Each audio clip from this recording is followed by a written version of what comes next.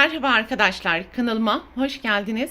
Bugünkü videomda yeni başlayanlar için kolay ve hızlı ilk defa göreceğiniz tığ işi makrome ipten çanta sapının yapılışını anlatacağım. Umarım sizler için faydalı bir video olur. Ve anlatımını yapacağım çanta sapını bu şekilde bir görünümü olacak. Ve modelin anlatımını yaparken 3 milimetre tığ kullanacağız. Hazırsanız haydi vakit kaybetmeden desenin yapılışına başlayalım.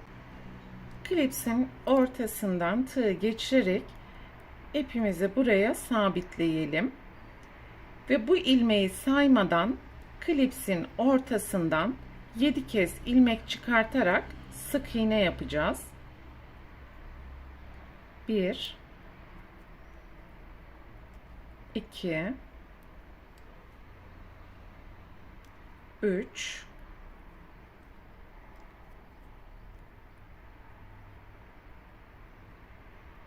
4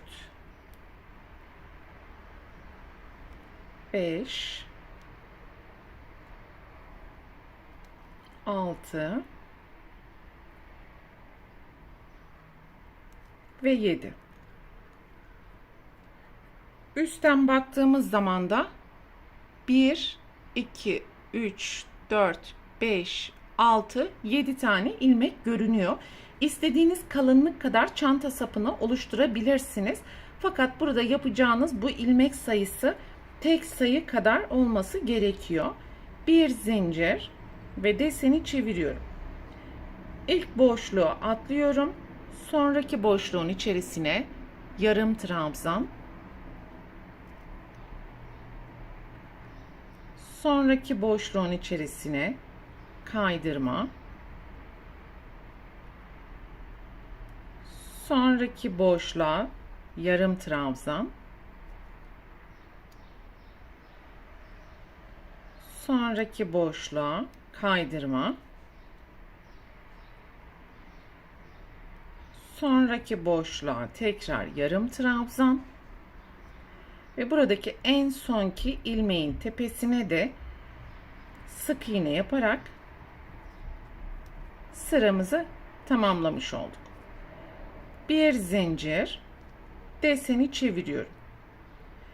İlk boşluğu atlayalım. Sonraki boşluktan başlayarak sırayla yarım trabzan, kaydırma, yarım trabzan, kaydırma şeklinde sıra sonuna kadar devam edelim.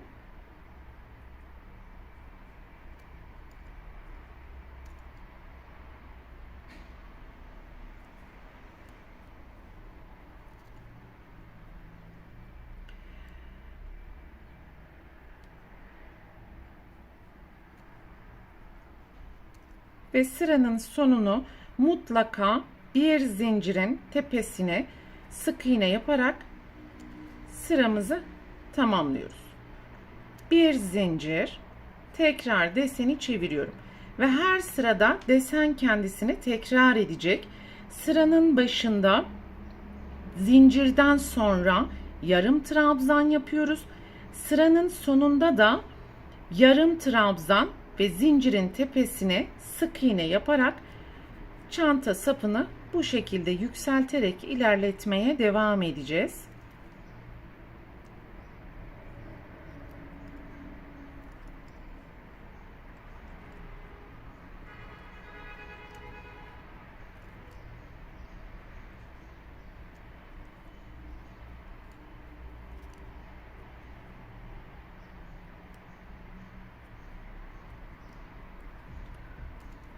Yarım trabzanı yaptım ve buradaki zincirin tepesine sık iğne yaparak sırayı tamamladım. Bir zincir, sıra sonuna kadar alt sıradaki işlemi tekrar edeceğiz.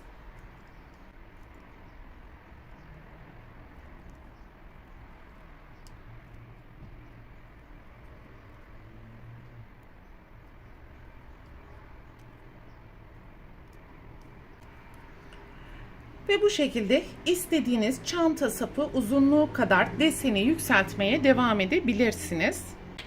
Çantanın sapında istediğim uzunluk olana kadar bu şekilde deseni yükselttim ben.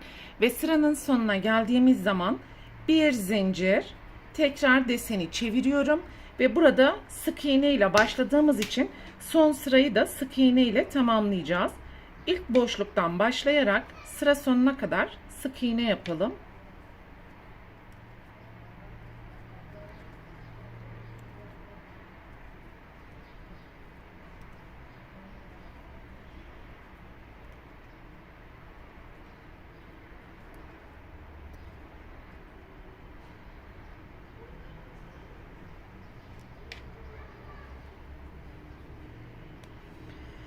Ve son sık iğneyi yaptıktan sonra bir adet zincir yaparak ipi bir parça kestim ve buradan çıkartıyorum.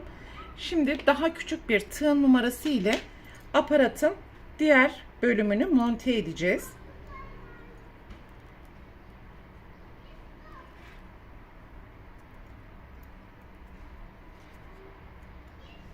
Şimdi yapmış olduğumuz hiçbir ilmeği atlamadan buradaki noktaya kadar ilmeklerin arasından geçirerek monte işlemini tamamlayalım.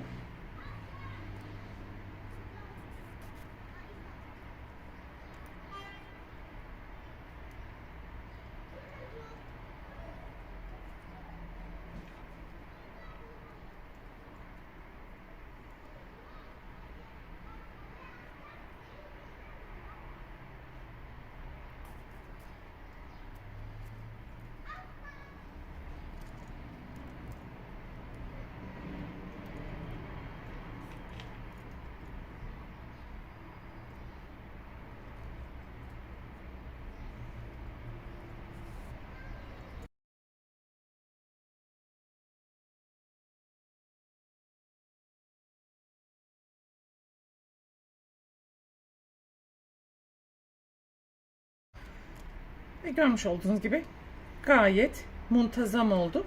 Bu ipi de arka taraftaki ilmeklerin arasından gizleyebildiğiniz kadar gizledikten sonra çakmak yardımıyla örgüye zarar vermeden arka kısma yapıştırma işlemini yapabilirsiniz.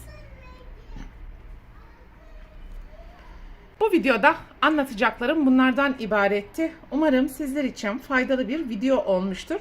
Sonraki örgü eğitim videosunda görüşene dek lütfen kanalıma abone olarak videomu beğenmeyi unutmayın. Hoşça kalın.